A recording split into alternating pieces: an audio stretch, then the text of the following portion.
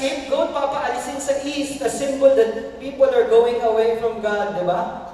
Tapos yung scapegoat, ang modern day na tawag natin dyan, the one that goat away. Kasi yan. But I believe, balik tayo sa essence. The real essence of this Sabbath atonement is this. Yung pahinga, minsan, hindi lang sa pahinga dahil tatrabaho o pagod. Minsan kailangan mo ng pahinga mula sa kasalanan. Kasi mas giginhawa mo. Amen? Ganito kasi yung kasalanan. I'd like to show it in this analogy. Yung pagmamahal ng Diyos, para yung ulan. Alam niyo, malakas na ulan. Nasubukan niya ng umilag pag umuulan. Diba? Hindi ka makakailag. Diba? So you're drenched in the love of God. But when you sin, you open an umbrella. Ngayon, would you agree with me, especially kung commuter ka, diba? Tapos kailangan pumasok ka sa umuulan, diba? Ang jahe. Kasi kahit may payong ka, ang hindi lang mababasa sa iyo ulo hanggang dibdib, mula dibdib pababa, pag malakas yung ulan, basa ka pa rin. So sometimes, even if you're sinning, you still receive and experience the love of God because it's so powerful, like rain. But what happens is this, when you do a lot of sin in your life, it gets compounded, it gets accumulated, you're like building a bigger and bigger umbrella. Until it comes a point that even if there's a torrent, there is a hurricane of God's love and rain, you cannot feel it anymore. Are you getting my point? So how do you remove this umbrella from your life? So that you could be drenched with the love of God. You want to know how? Ask me how. You avail of the sacrament of reconciliation. Confession is a beautiful sacrament that we have as Catholics. We have it available today up to 2:30. So next is this.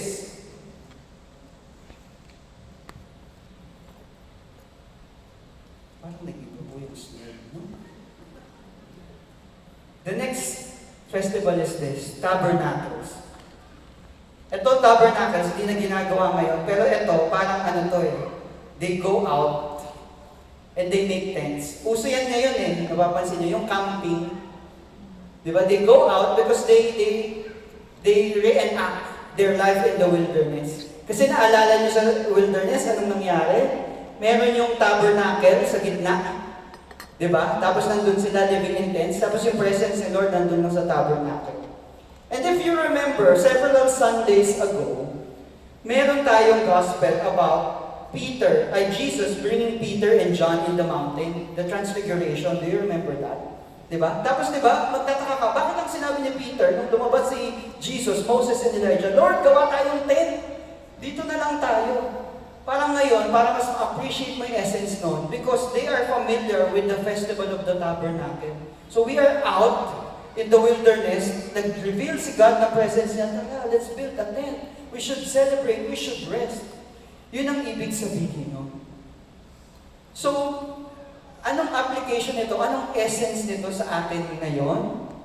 In a way, you want to ask me, what's that? It's simple. Once in a while, in our lives, we need to be at another environment. Do you agree? Dati po, hindi ako masyadong naniniwala sa mga bakasyon-bakasyon kasi magastos. Tapos feeling ko, pag marami akong backlog sa trabaho, it's taking away from me time to finish my work. But later on, when I realized that when you go to another place, it's a different environment, you see nature, you feel the love of God more, you become refreshed. When you go back home, you're so efficient in working again. Do you agree? Diba? Kaya, tingin sa katabi, sabihin mo sa kanya, magbakasyon naman tayo. At isama niyo ang Diyos. Pray, have fun, reflect. Amen? Naalala ko minsan, nagbakasyon kami, mag-asawa pa lang kami, wala pa kaming anak. Yung napuntahan namin yung resort, walang signal. So nung gabi, hindi kami makapag-cellphone. Magkatabi lang kami, nakaharap kami sa dagat. Ay, ang lalim ng usapan namin. Kasi nga, it's away in a different environment. Tsaka totoo na pagbalik mo, magtatrabaho ka uli ng masipag talaga. Alam niyo kung bakit? Kasi kailangan mong kitain ulit yung gastos. Ay, alam nila yan. But the essence is this. I believe that bringing back a rhythm of rest, retreat, and recreation will be a huge blessing to our lives. That's part of living the Sabbath life. Isama mo ang Diyos pag nagbakasyon kayo. Diba? Make it a bonding time for the family. Pray together, eat together, have fun together. So anong essence ng lahat nitong history lesson natin today, Brother JB? Kailangan ba i-establish natin ulit yung rhythms and routines of the Israelites today in our lives? No.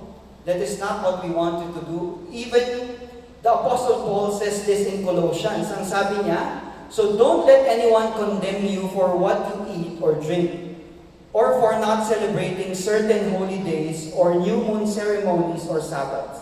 For these rules are only shadows of the reality yet to come. And Christ Himself is that reality.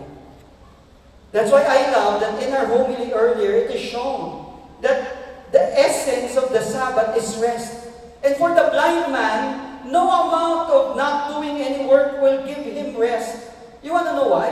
Because he's blind. The pain of blindness has caused the man to be in a state of unrest for so long. So Jesus knew the essence. You needed Sabbath today. I will heal you on the Sabbath to show you that I can heal your deepest source of unrest. Are you getting that point? So I believe that at the center of the rhythms that we will establish in our lives should be Jesus. Do you agree? Can I invite you all to stand up? I'm about to end.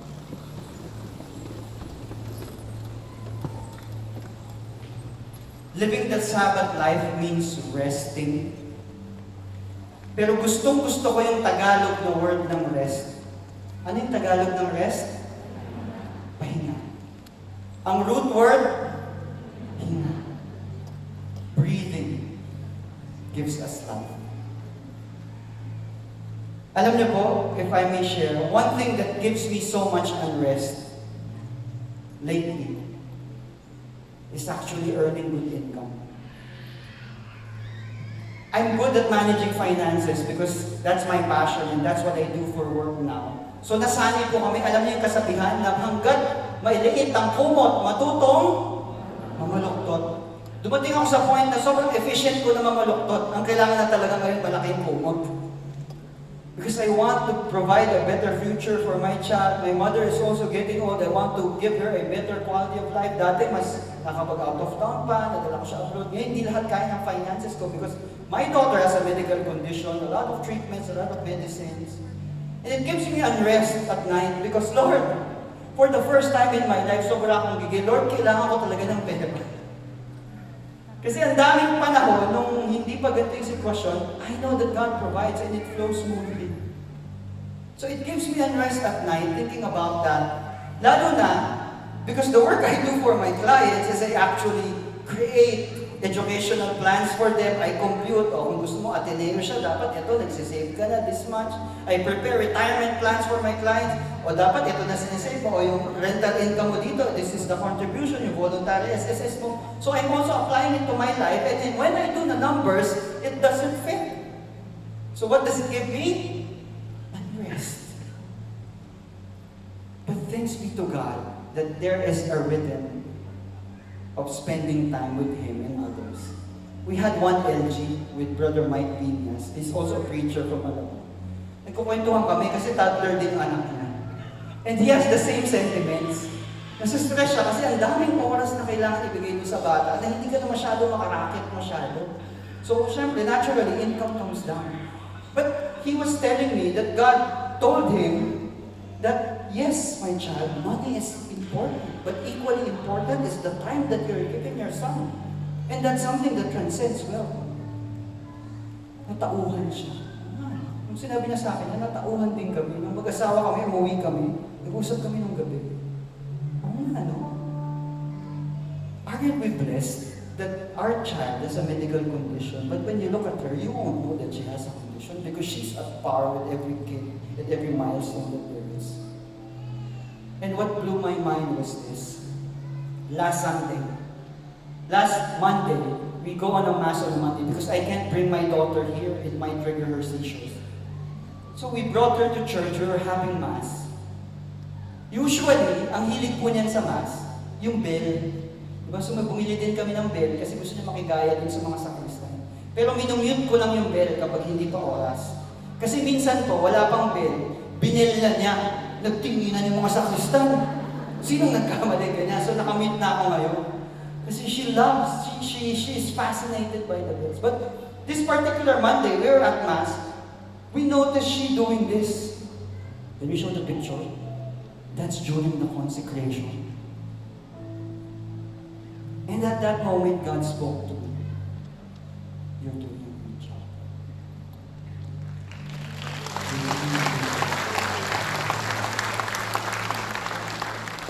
I don't know your particular situation. Maybe some of you have different sources of unrest today. For someone here, I know that for the longest time you have been feeling this unrest because you cannot overcome the sin of pornography or casual sex.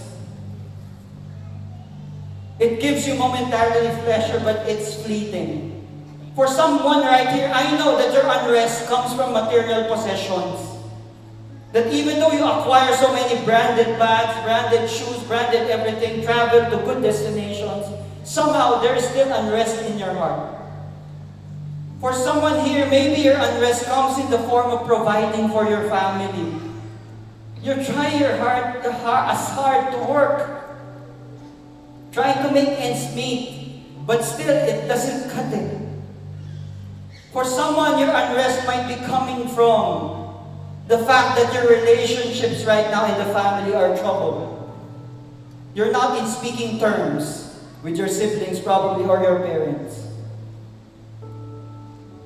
And there are many other variations of unrest. I cannot enumerate all, but I believe this is God's invitation for you today.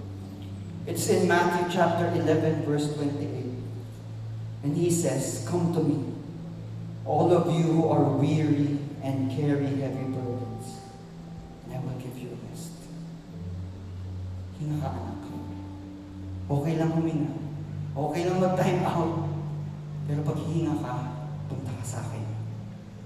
Kasi, I will give you the rest that you need, that you cannot find anywhere else in this world. Amen? And that resting, brothers and sisters, comes with trust. Resting on the Sabbath means trusting the God who created it. So as we worship today, I want you to think about your source of unrest. And I want you to declare it to God, the Lord, I want to rest. I want to rest in your embrace. I want to be renewed by your love. I want to be refreshed and empowered by your Spirit, so that I can overcome my challenges. Let's sing to God. Worship Him today. Amen.